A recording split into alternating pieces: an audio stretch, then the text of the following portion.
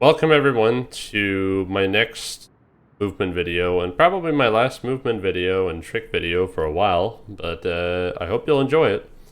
This will go over some very basic tricks that you can follow on Sunset. Some tips and some little gimmicks that you can do.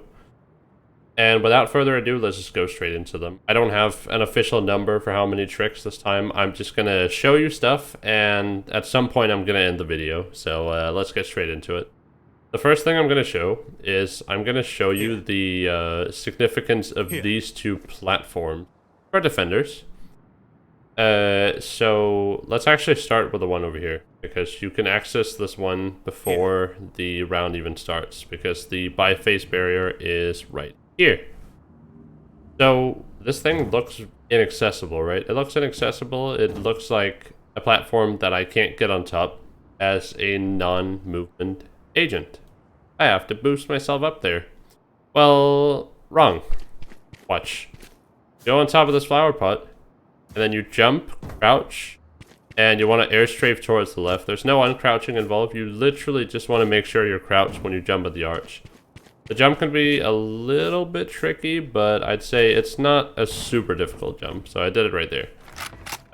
It's a nice little spot where you can watch B main from a nice off angle. There is only one problem with this, and that's the fact that attackers, they start off their round from here. So you being here on this box here doesn't really do anything.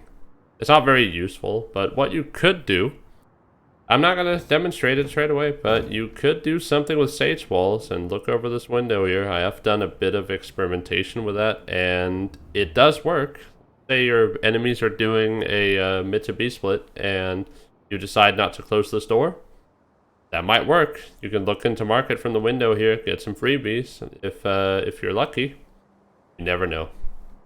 Now, as for the platform out here, it's more about the map time.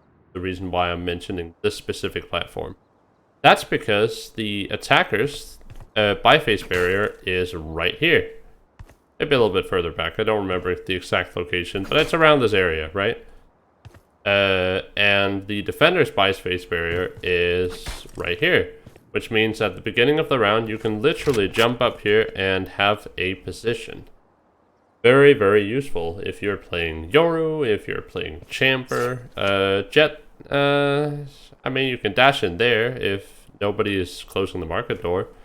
But otherwise, you have a spot right here if you want to play very dynamic Opper. This can be a very, very useful spot.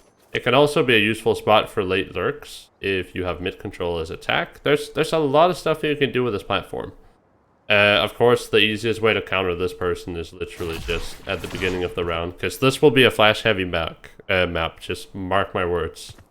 And I'm going to get into some other tricks later in the video to explain why I think so.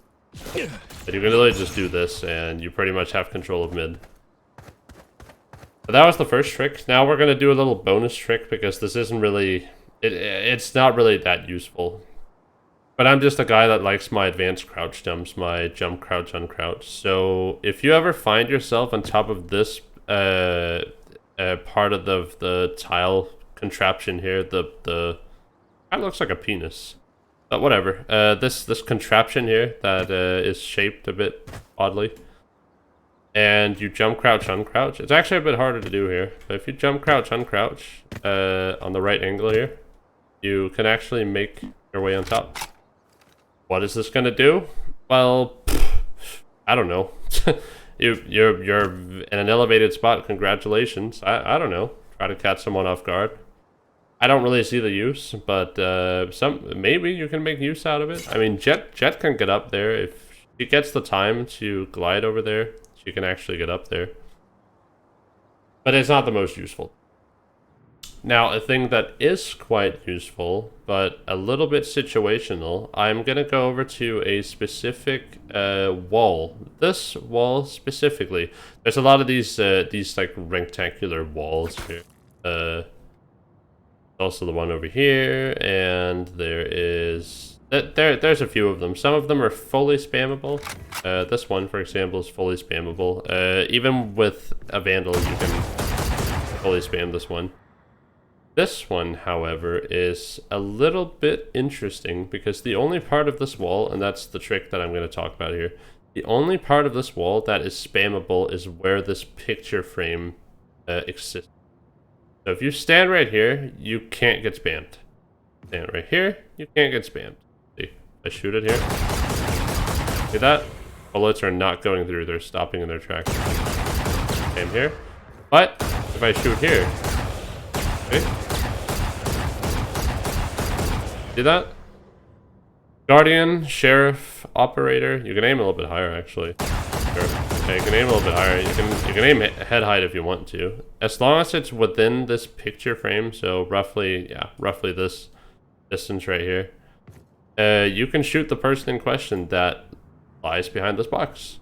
And vice versa, somehow, if that's gonna matter to you. But yeah, just wanted to say that that is spammable. Spammable by operator as well, so if you're an operator player, you can try and give it a go. Now the next trick is actually inspired. It's inspired by Dust 2. It's inspired by Dust 2. Now let me tell you why it's inspired by Dust. This is mostly for flash-heavy characters, specifically the ones that have a flash that can bounce off of walls and sort of pop. I think Sky's flash will also work, but basically the principle is that you have this gate right here where you can stand and set up a retake flash. It's difficult, but something along the line, you don't have to do a perfect step, but something along the line of throwing it like this, where it then pops in here. Or, even more interesting, let's say someone is holding from here, and you want to surprise them with a flash. Well, without blinding your teammates, what you could do as a Yoru or as a KO is you could find some kind of lineup that would successfully put it in here every single time. The reason why? If you stand over here as a defender and you're about to swing, this flash right here will blind nobody that is pushing out. Nobody that is pushing out. I mean, even if they push out here, they're facing away. So they're not going to be blind anyway. The same thing goes for this one. If you're peeking this angle for some reason, you can do the exact same thing. If that flower wasn't in the way. Exact the same principle. I think the flowers are a little bit more finicky here. But otherwise, this one is very, very useful for that. And just keep in mind, there are a lot of windows and funny areas where you're most likely going to be able to throw flashes. Like this church up here. Church up here is most likely going to have a lot of flash positions. I could imagine a lot of creative things you can do on the map with that. Do I have anything else I wanted to cover? Go up here, do this. No. Honestly, no. That's kind of the only things that I wanted to cover. Wanted to cover some the boxes, like how they're spammable. Wanted to cover the platforms here, and I wanted to cover some creative areas where you can flash for your team. And yeah, I'll encourage you to really use flash characters on this map. If you look at the map geometry, it is built for flash characters. And there are so many places where you can be creative with the flashes. Look at this area. Look at this area right here. Or I just blinded myself because I stared at it, but imagine pushing here, something like that. Anyways, I'm going to stop rambling. You can find these for yourself. I just wanted to show you some tricks that might help you get better at this map. I hope it helps you. When I find some more stuff, or other people find more stuff on this map, I will share it. I will make another video talking about the different tricks.